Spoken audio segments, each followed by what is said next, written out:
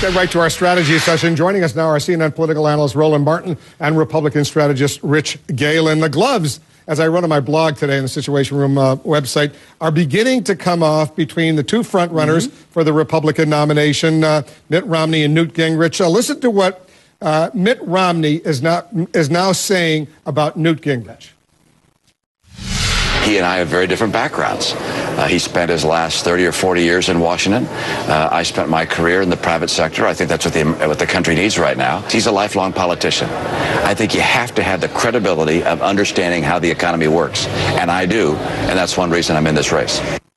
He spent 30 or 40 years in Washington. He's a lifelong politician. On the other hand, Mitt Romney's a business person. The gloves are a little bit beginning to come up. Well, actually, it's about time. I mean, look, this is supposed to be a change election. All the issues will boil down to the economy. And so Mitt Romney has to offer that contrast. And it is an absolute joke for Newt Gingrich to stand here and talk about he's an outsider when he is an ultimate insider. I mean, this whole deal with all of his institutes and these organizations, he's trading on his level of influence in the nation's capital. So it's smart for Romney to go after him aggressively. And even that comment there was a bit passive. Yeah, you used to work for the former speaker. He responded to the criticism from Romney this way. I've had a work track record that, I haven't been as successful as Mitt Romney. I have a work track record. He's made millions and millions of dollars, but on the other hand, Mitt Romney's made millions and millions of dollars. I hope we never get to the point in American politics where you have to be a failure to be able to be elected. I don't think we want to get to that.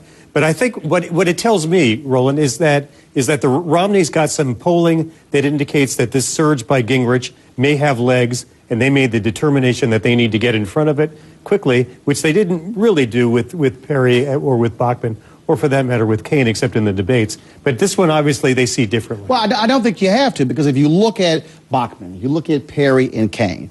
First of all, Bachmann, member of Congress, she went up, came back down. If you look at Perry, same thing. Came out firing on all cylinders, up, went back down. Cain, no past experience, he's crashing as well. The difference with Gingrich, he imploded early on, and he's been steadily building himself. And so clearly they recognize he's a former Speaker of the House, how he has done well. So it makes sense. Plus, we're 5 weeks out. This is not 3 months out. Right. So it makes sense for them to go after him right now. You used to work for the Speaker. You know him well. How tough in these remaining weeks before Iowa is this going to get between these two front runners? I think it'll get very tough, because this is it. I mean, everything else was pre-game, or it's preseason. The exhibition season is over, effective tomorrow, December 1st.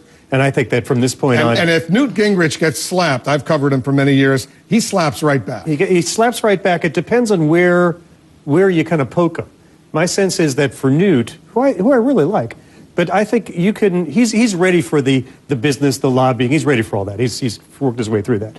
But if people start to question his intellectual honesty, that's where I think he will lose. He may lose his temper. And that's one of the things I think for Romney in the last debate that you moderated, it made no sense. He pretty much sat on the sidelines, allowed Gingrich to elevate himself, pontificate, if you will, in the debate. He has to nail him down. And also, if I'm Romney, he should really be emphasizing his character, emphasizing him being a husband, him being a father, because, Newt, smart as all get out, but he also has a nasty side, and you want that to come out. Because in that last debate, I suspected, I don't know if you suspected it as well, that Mitt Romney was more concerned about John Huntsman than he was about Newt Gingrich. I think that's right. And frankly, I think that everybody was surprised, at least I was, by Michelle Bachmann, who that was by far her best performance, and she really knew a lot more. So I think all those things together meant that Romney got dragged down. You're punching down with them, so I don't understand that. Let me talk about Herman Cain for a second.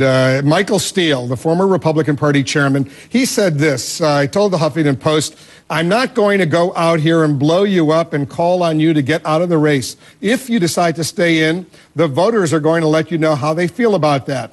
This is serious. There are impacts and ramifications not just for Herman and his family, but for the party as a whole." It sounds to me like he's very concerned about Herman Cain staying in this race. Michael Steele's political acumen is, we all know what it is, so who cares? But the reality is that we were talking about this a little bit earlier.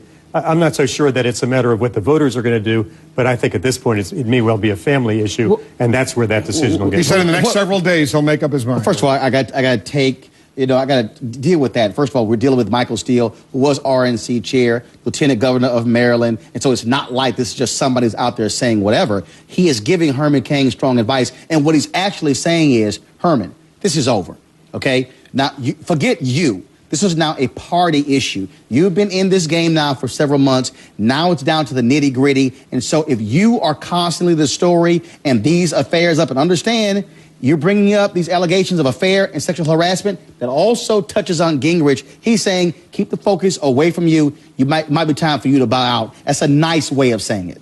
Well, this is a difficult time, and nobody wants to be the guy that's throwing the stone because, I mean, I'm not casting any stones at this table, but on the other hand, who wants to look too closely into anybody's background?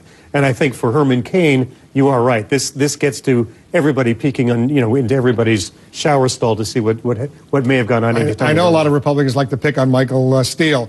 But I will point out he was chairman of the RNC for the 2 years leading up to the elections in 2010, which created enormous Republican wins, local, state levels. So you got to give him some credit for that. He's sort of like the Tim Tebow of the Republican National Committee. No, he's not. They hate. He can't play quarterback, but he keeps winning. Yeah, that's right. He did win. He has a bad release. You can fight on it. You may not like him. I like Michael. But he won.